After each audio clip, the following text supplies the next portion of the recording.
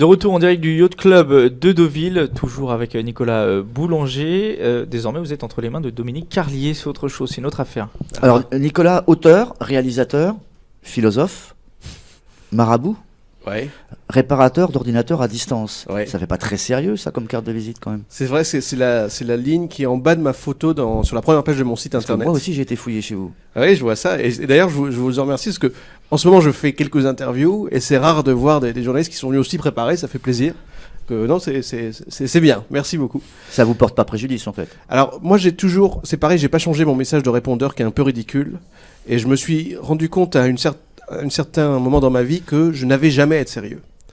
Que je pouvais le faire par envie, si je pensais que ça en valait la peine, mais que ça n'était jamais une obligation et que comme ça fait partie de moi, eh bien je vais attirer à moi des gens qui sont un peu comme ça aussi.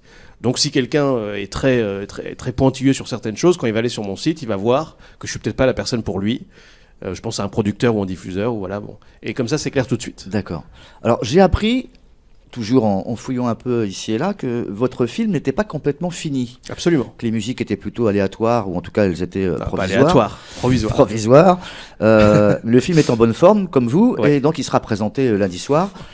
Comment ça va se passer alors? Un film qui n'est pas fini, qu'on présente malgré tout. Alors pourquoi? C'est parce qu'en fait, Off-Court, le festival Vous allez faire la fin demain? On va jouer la fin en live. Non, pas du tout. Non, c'est que le festival Off-Court nous a tellement aidé sur le long métrage, et comme là il y avait quand même un peu une date butoir du festival, on voulait montrer quelque chose au festival et aux gens qui ont aidé à Trouville à faire le film. Quand je dis que le film n'est pas fini, faut pas exagérer, c'est des différences que 99,9% des gens ne verront pas. C'est-à-dire qu'effectivement, il y a des musiques provisoires, mais qu'on est en train de refaire, qui sont à peu près les mêmes. Le film n'est pas complètement mixé, mais c'est des petits souffles ici et là que les gens n'entendront pas. Il manque le générique, mais l'histoire est là. Et même si on va retravailler un petit peu après, tout est là et le film peut être complètement visible aujourd'hui et Donc vous le montrez à Trouville, il a été tourné en grande partie ici? En intégralité. Intégralité, il n'y a pas eu des scènes sur le Havre?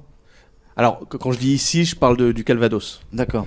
Il y a eu une scène au Havre. D'accord, j'avais remarqué. Et quand je dis ici, c'était d'accord. C'était trop vite. Donc là, vous profitez de cet événement pour le présenter à ce festival qui a été votre partenaire principal. C'est le festival qui vous a aidé, ou il y a quelques personnes du festival qui se sont vraiment investies avec vous, ou des amis en fait? Samuel Prat du festival. Non, tout le festival a vraiment soutenu. C'est-à-dire que quand j'ai commencé à y avoir l'idée et que je me suis dit tiens, je vais faire un long métrage, c'est vrai qu'une des premières personnes que je suis allé voir, c'est les personnes du festival Off-Court qui m'ont dit ah bah formidable. Alors c'est moi qui étais moteur, c'est-à-dire que c'est moi qui ai lancé l'idée, qui ai lancé le projet, qui suis allé chercher les gens.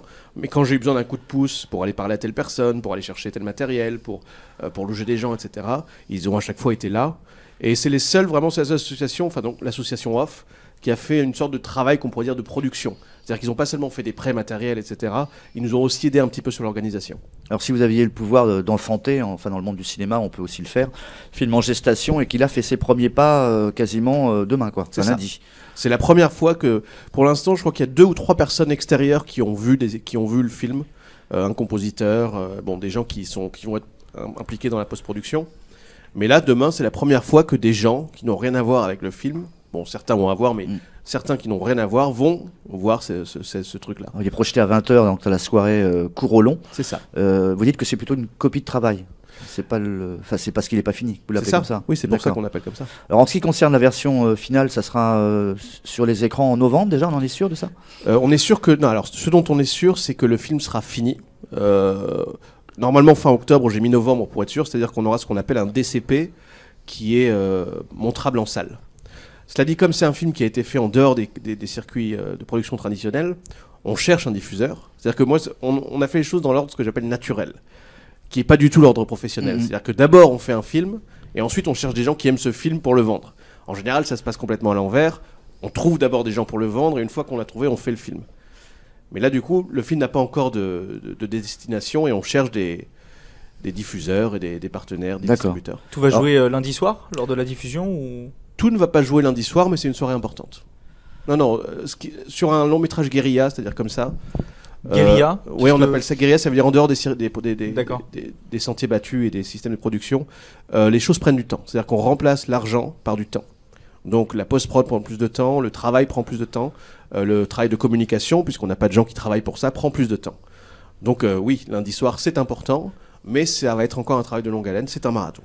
Alors la bande-annonce, vaut mieux la regarder quand il fait beau et quand on est bonne humeur. C'est assez noir, Ouais. c'est magnifique, c'est même dur. Ouais. On voit que c'est très très réaliste. C'est plein de mystères. En ce qui concerne le film, j'ai beau essayer de regarder plusieurs fois, j'arrive pas à trouver en fait l'intrigue si jamais il y en a une. Et la dernière image, donc vers le Havre, est un peu transitoire.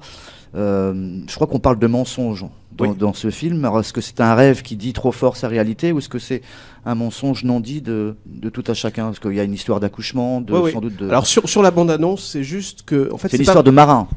ou Pas vraiment. Pas vraiment. Sur la bande-annonce, c'est pas vraiment une bande-annonce, c'est plus un trailer. C'est-à-dire que nous, comme on n'a pas encore de sortie en salle prévue, on n'a pas besoin de la bande-annonce d'1 minute 40.